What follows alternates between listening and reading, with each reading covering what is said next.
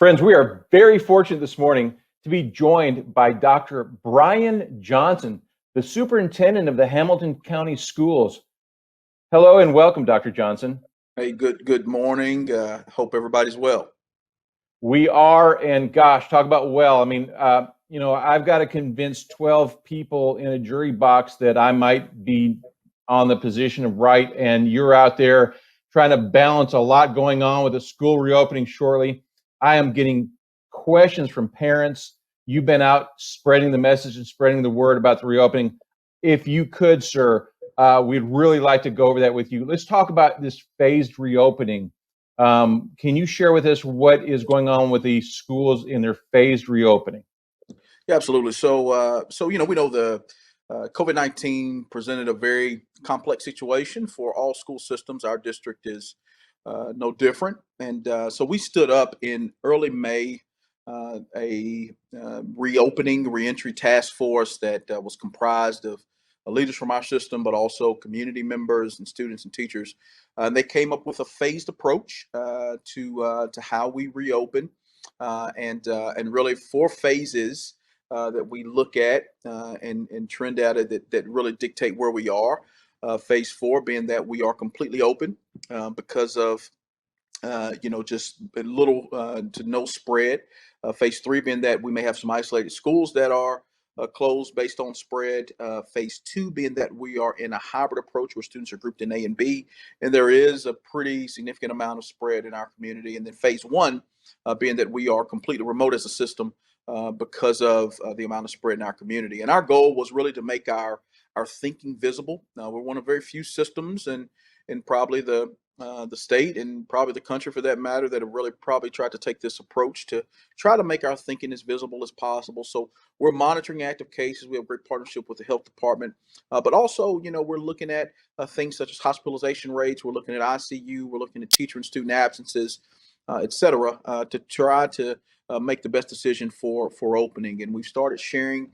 I think the graphic that you have up, we started sharing that a couple of weeks ago or so to make sure that the public understood how we were kind of maneuvering through the phases. Now, we'll implement this this gating criteria on August 31st. Our school doors will open on August 12th, next Wednesday, and we will do what we're calling a safe start, great start, and our students will be grouped in A and B, and they'll come to school in that manner over the course of the first couple and a half weeks. Wow. And obviously, you're telling me everything that you're tracking. It's a fluid phase in, I would guess, or from what I understand, as things may change, you may have to revise the reopening somewhat. Yeah, absolutely. So, three words we've elevated in our conversations with community and parents. Firstly, we've shared that, this is a moment in time in our community across our country where we have to show grace to one another. There's no easy answers to this. And we start with that word grace. We want to show grace to our parents and community members, and we hope that in turn they show that grace to us because there's no playbook for reopening schools. We also understand, secondly, that choice is really important. We heard from our parents that they want to be able to choose. Some are undecided, some are still deciding. And they need to be able to choose what's best for them and their families, and we want to be able to support that. And then, thirdly, as you mentioned, this is a fluid situation, and so from a fluidity construct, we get daily information from our local health department, daily information from state. The CDC guidance has been continuously changing as the experts learn more about how this virus is being transmitted and moving through our community. So we're working together in those areas to try to come up with the best solution to open our schools safely. And you said parents wanted choices, and I personally love that idea. From what I understand, and I know that, and invite you to correct me where I'm wrong, I understand that there are essentially three options. One, from what I understand, again, is that the children can return to school. The other is that they can work online and be assigned a homeroom. And the third option would be they can work online without an assignment to a homeroom. And I think I understand what going to school means, but I'm not sure what the other options are. Would you please touch on those three options for us, Dr. Johnson? Absolutely glad to. So, contextually, we deployed two surveys during the course of the summer to get feedback from parents. Interestingly, in our first survey, we had over 25,000 respondents in our community, Wow. and about 55% of our parents that responded, and about 76% of our respondents were parents or guardians. About 55% of those parents said they either did not want to return their child to return to school or were uncertain about returning to school. The second survey was almost identical in those percentages, and so based on that, we knew that we needed to respond with a choice for our parents, and so what we have are two options from a virtual space platform. And so, firstly, we have HCS at home, and that's a new program that we're deploying because there are so many parents that say, "Hey, I want my child to remain connected to school X, and I know that once this pandemic is over, I want them back in school X, but right now I'm really unsure." Until there's a vaccine or whatever the case may be, I'm really more comfortable sending my child at home. But the on-campus experience is what I really am committed to. So for that particular family and situation, HCS at home is the most appropriate selection. We also know that in the spring, there were many families that, because of what we had to deal with, jumped into the virtual space. And so many parents and families realized and recognized that, hey, this is the best modality for learning for our family, for my child. And so for those students and families, we wanted to be able to expand our virtual school. And so we have a virtual school, which is a separate program. And what you're really saying, if you want to be a part of the virtual school, is, hey, what happened in the spring was transformational for me. I don't intend necessarily for my child to maybe ever go back to what has been their traditional homeschool environment or at school on campus environment. We want to remain in the virtual space. And so that's the key difference between the two, the connection to the on campus learning versus the connection to, just purely a virtual school space. Let's talk a little bit about continuity. The parents that are concerned about, we want the same teacher to be teaching English or math or whatever throughout if we stay virtual. Is there a plan in place to keep that continuity, see that same teacher throughout the year if they in fact intend to stay online? Yes, absolutely. So with HCS at home, obviously the virtual school, yes, that will be the case for sure. With HCS at home, it absolutely will be the case as well. Then you can't control the uncontrollables, and so Right. time to time teachers have substitutes, and something unforeseen may happen with the schedule. But all of our principals are planning in that way to make sure that students have connection. One of the things that we've talked very candidly about, we're talking about earlier this morning, was the fact that with HCS at home as well as with virtual, parents and families and students, most importantly, need to feel a part of a community. And so, how do you create community? You create community by creating consistency. And so, our schools know and understand that. And again, I can't say enough about the work that our teachers and our leaders are doing, our staff members. Around really trying to get schools reopened, and I would say this as the last point, to really I hope bring maybe even deeper context to it for reflection. We close schools as a country with what is in comparison minimal spread in comparison to where we are today. And so to think we can reopen schools without systems and structures and processes just at the flip of a switch. It's probably not the best approach, and so it's going to be challenging. It's daunting on all school systems across the country, and it's obviously a challenge that we're leaning into here locally. So, Dr. Johnson, you make no secret. I mean, you're a proud father. You've got a 9-year-old son, and I think a lot of us wonder: do you feel the pressure to return your son back into the school system uh, to perhaps set an example or to show that it's relatively safe? Yeah. So my son's always been in public schools through his 10 years, a 9-year-old, and we are proud public school parents. Always have been, and always will be. And so for us, when we try to make that decision as a family, what we come to the determination of is that the risk reward conversation that we know that every family is having, and so fortunately for our family, we have no known underlying health issues or things of that nature that are impacting our decision. So we're able to make it solely, really on what's best for him and his learning. And we just firmly believe that the on-campus experience is what's best for us, what's best for him. And so he will be returning to on-campus learning.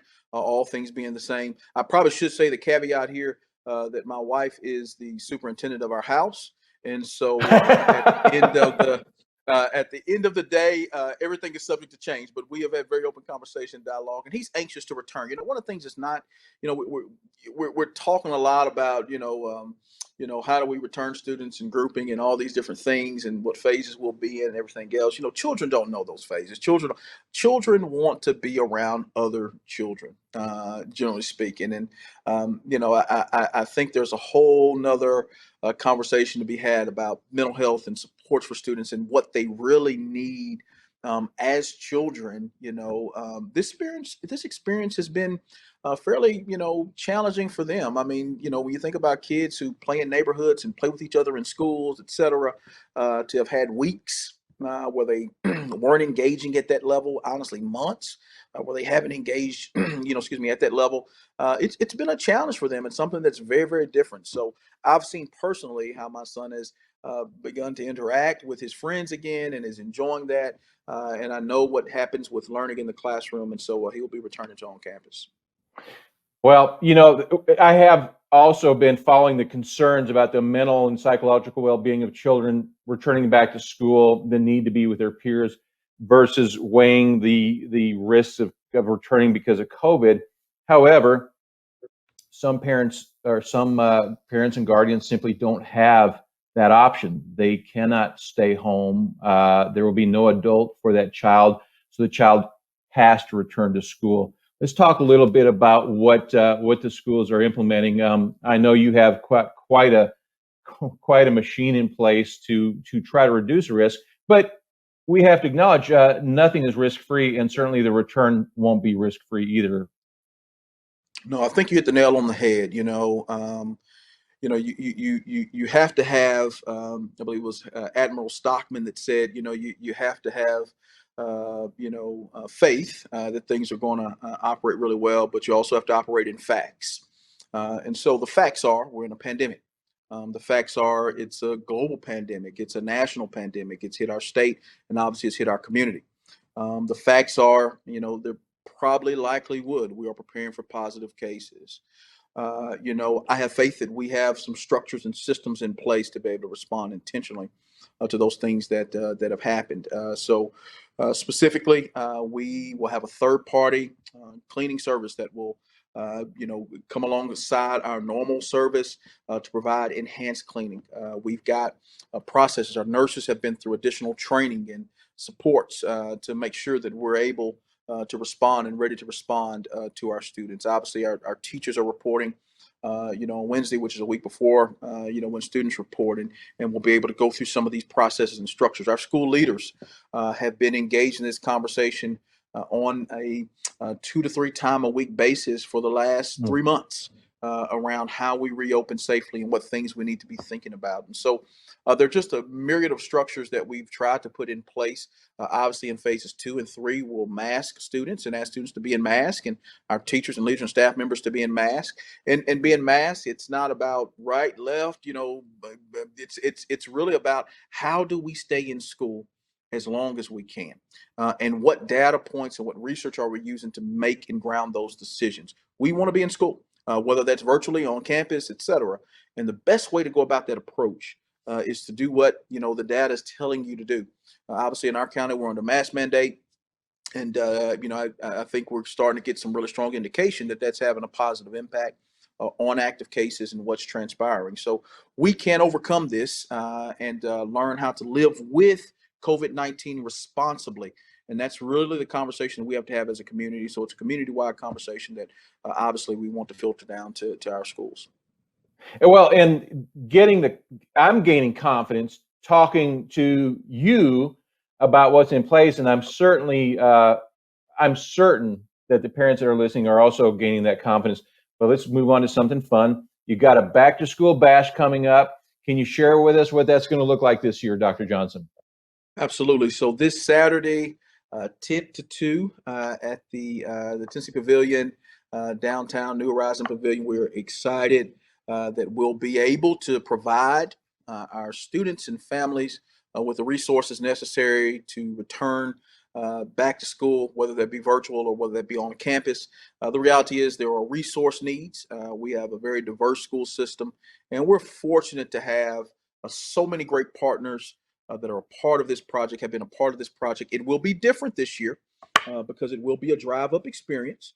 We've the past couple few years have had hundreds of students and families and community members that have been there, and again, we're just grateful to be able to continue to support, and again, thankful to all of our partners who have come alongside us and continue to come alongside us through getting our schools reopened.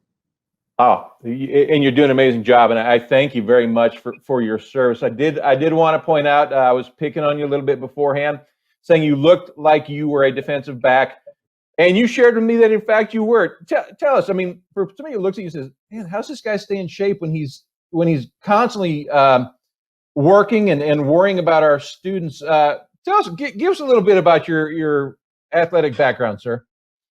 Yeah, so many moons ago, I was a decent student athlete. I obviously played high school. I played a little college football, and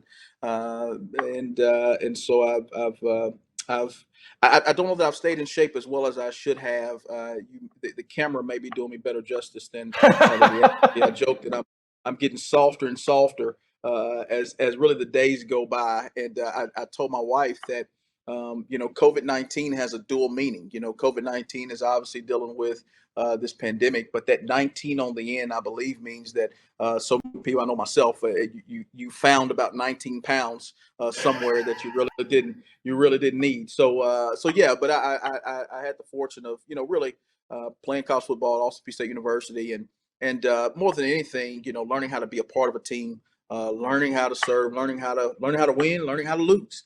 We're very fortunately had that experience as a college student.